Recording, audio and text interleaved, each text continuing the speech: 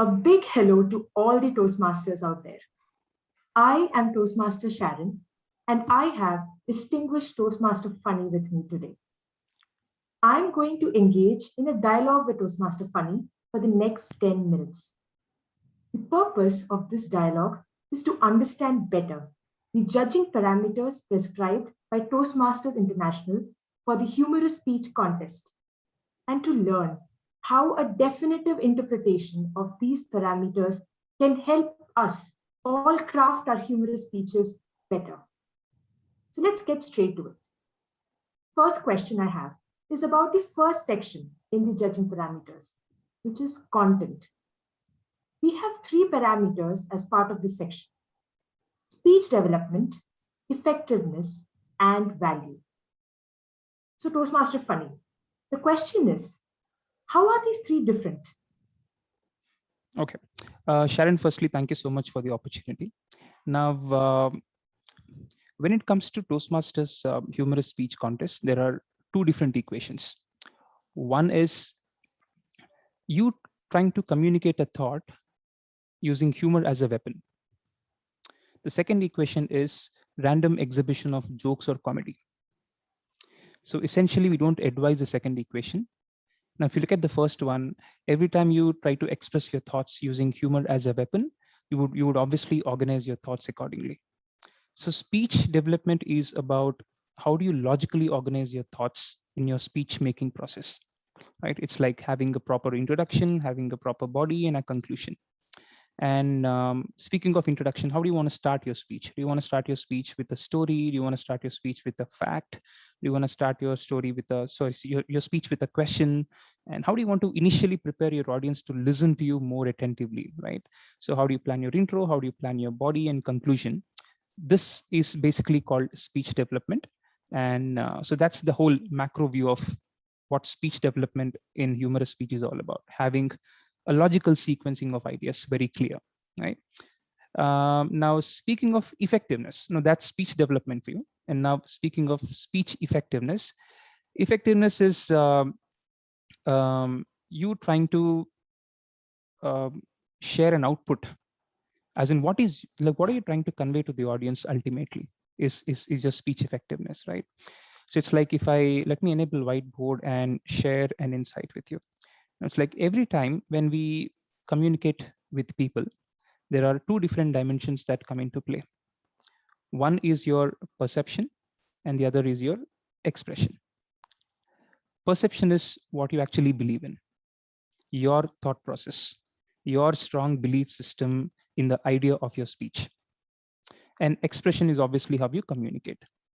Now, do you believe that only if your perception is stronger, only if your perception is pristine, your expression turns more impactful?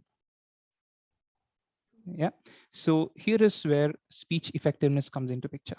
So speech effectiveness is about your subjective analysis of your speech. It's like you would have heard of this guy called Simon Sinek. He says, start with why, right? So it's like, so speech effectiveness is the big why of your speech. Why do you want to convey this thought? Why do you want to express this thought to a larger audience, right? So how do you define your perception is your speech effectiveness, right? So speech development is about the macro view, as in the logical sequencing of ideas. Speech effectiveness is about the why. And the next aspect is speech value. Now, speech value is your ability to convey something meaningful to your audience. Now, when I say meaningful to your audience, it needs to have three different elements. And these elements are, one is called sensualize, which means every time you narrate a story or every time you share a thought, your audience should be able to create a vivid imagery in their minds, right? That's called you sensualizing your audience. The second is humanize. Humanize is, what are you trying to drive ultimately? Are you trying to drive a key point? And what is that key point, right? It's like you're trying to drive a meaningful message. And when I say message, your message need not be preachy, like how we do in international speech contest. Your message can be as simplistic as life is beautiful. Your message can be as simplistic as school life is beautiful, something like that, right? It can be very, very subtle in nature, but are you trying to drive uh, any element with meaning to your audience, right? So that's your humanizing factor. And then the last is called P, which is personalize. Now, personalize is all about why should audience listen to your speech? As in why should audience listen to you in the first place, right? They will listen to you only if your thought, or if your thought organization, or if the character of your thoughts is relatable to them. Unless I can relate with what you're saying, obviously there's no connection, right? So personalize is all about, are you picking a subject that can be highly relatable to your audience, right? So if you can have SHP, sensualize, humanize, and personalize elements in your speech, then it's like you're driving some meaning to your audience. So that's called speech value. So in the first section, that has more weightage. Speech development is about organizing your ideas. Speech effectiveness is all about the why of your speech. What are you trying to drive ultimately?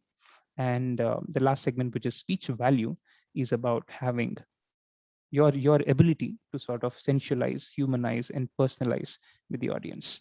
That basically sums up the very first section. And the second point that I mentioned here is about the message. So specifically in Toastmasters humorous speech contest, your messages need not be highly preachy. They can be as simple as possible, right? Yeah, but yeah, so this is how we basically sum up the very first segment, which is uh, the content. Yeah. Perfect. I think I had a lot of takeaways right there. Number one, the organization. Number two is having the perfect why, using your perception and connecting it with your expressions. And Yeah. finally, essentialize, humanize, and personalize piece of Yeah. the message that you want to convey to the audience. Absolutely. On point, Yeah. Phani. Thank you. Moving on to the second section, which is the delivery piece. Yeah. Now, in the light of virtual contests, I think all of us can safely agree that the voice is a crucial differentiator. Yeah. Nevertheless, I'm sure a lot of people, including myself, would want to understand how is voice and manner different and how to Right. effectively use them. Okay, so how voice and manner are different. Okay, so in fact, manner drives voice. Manner drives voice. Let me explain how that basically happens. So let's pick voice first. If I refer to this document, it says voice is a sound that carries a message, and your voice should be flexible. Obviously, when you give a speech, your voice should be flexible, because every time you want to emphasize on a particular expression, every time you want to emphasize on a particular word or a particular segment in your speech, you need to change your communication style there, right? And obviously your voice has to be flexible at that point. Now manner is different. When I say manner, now let me ask you this question: what strikes your mind when I say Sholay,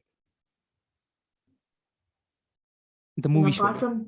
I think apart from this song, it would be Gabbar Singh. Gabbar Singh, yeah. So what's that famous dialogue of Gabbar Singh? You mean kitne aadmi the? Yeah, kitne aadmi the. Yeah, correct. Now, when I ask you to utter the dialogue exactly as is, kitne aadmi the, before you could modulate your voice, knowingly or unknowingly, you would have taken that stance first, as in you would have tried to mimic that mannerism first, and that would have made you to modulate your voice. So voice modulation is a result of your mannerism. So your mannerism is the kind of stance that you take, right? For example, let's say in your speech, you want to talk about a strict father, or in your speech you want to talk about a stubborn boss, right? And you want to act like them, right? Before you could modulate your voice like a strict father, or before you'd like to modulate your voice like a stubborn boss, you need to first take that stance, behave like them, get into that character, and then it kind of becomes very easy for you to modulate their voice. So it's like the difference between explaining an emotion versus displaying an emotion. Now, most of the times we explain an emotion, or we kind of explain characters. But in humorous speech contests, it's kind of important to display a character and display that emotion. If you really want to convince the audience that you are a stubborn father, you've got to live that character. You've got to live that emotion, not explain that emotion. And if you really want to convince the audience that you are like a stubborn boss, then obviously you'll have to live that character. So voice obviously should be flexible. Voice, you should be able to modulate your voice accordingly if you want to emphasize on key points in your speech. However, but before that, if you could practice the manner as in the stance, the behavioral aspects of that character, then it becomes really easy for you to modulate your voice. So if you ask me, voice is about managing your volume, and manner is about getting that stance, as in how do you manage those behavioral traits. Yeah. So that's the difference between voice and manner. Yeah. Right. Lovely. Manner drives voice. That is Yeah. something I really didn't think of before. And I really loved how you said, instead of explaining, you display Yeah. emotion in Yeah. this case. And that's so crucial to humorous speech, Yeah. especially. And that's a great call to action. Yeah. Toastmaster Phani. Yeah. Now, moving to the third aspect, which is the last one, Yeah. the third section, which is language. Hmm. Can you throw light on how appropriateness and correctness parameters work under this context? And specifically, how can people ensure appropriateness and correctness in the humorous speech Yeah. that they are authoring? Right. Absolutely. Now, if I look at the sheet, it says appropriateness is about choice of words that relate to the speech. Now, if you go back to the first point that we discussed, there are two equations. You're trying to communicate a thought using humor as a weapon, or random exhibition of jokes or comedy, right? So if you pick the first equation, if you have a serious thought in mind, if you know the character of your thoughts, and if you want to drive it effectively using humor as a weapon, then that's called appropriateness. And specifically in Toastmasters humorous speech contest, we recommend something called context driven fun, not just fun or not just humor. It's a context driven humor, right? Now the context can be anything. It can be a situational setting, it can be a day in the life of Sharon, it can be a memory of Sharon, anything per se, but it has to have a context. And then all the elements of humor that you use, it can be funny quotations, it can be punchlines, it can be jokes or imitation, whatever it is, all these humor elements should basically come from that particular context. They should not come as a separate entity altogether. If they come as part of a context, then that is appropriateness. Because obviously, if you would have observed humorous speakers, they bank on different humor elements like quotations or mimicking people or self-deprecating humor. They crack jokes on themselves and all of that. So when they do, or when they use all these humor elements, they ensure that they have a context setting. So unless you set a context properly, and you bring all these humor elements from that context, it doesn't make sense, and it doesn't seem appropriate. Yeah. So appropriateness is all about how effectively can you build a context, and how effectively can you use humor as a weapon to drive that context effectively into public. Yeah. On point again, Phani. So we have discussed three pieces at this point. The last one is, I think, the icing, the cherry on the top, which is really being appropriate and understanding context, using context to really drive your message and get that laugh out from the audience. Absolutely. So we covered with this speech development. We have also done delivery and now language. Toastmaster Phani, honestly, I used to think that humor was easy. It's just making someone else laugh. But now I see humor as an art, and every art form has nuance. And I think through this session, through this dialogue, you have actually decoded how to really master those nuances of humor, that is an art in this case. A lot of insights for me, and I'm excited to apply these in my speech as part of the contest. And I'm sure audience, the listeners who will be watching this also will have a lot to take back. Thank you so much, Phani, for sharing your thoughts. Thank you so much, Sharon. Learning in Toastmasters is like movement of knowing. You constantly discover insights. Yeah.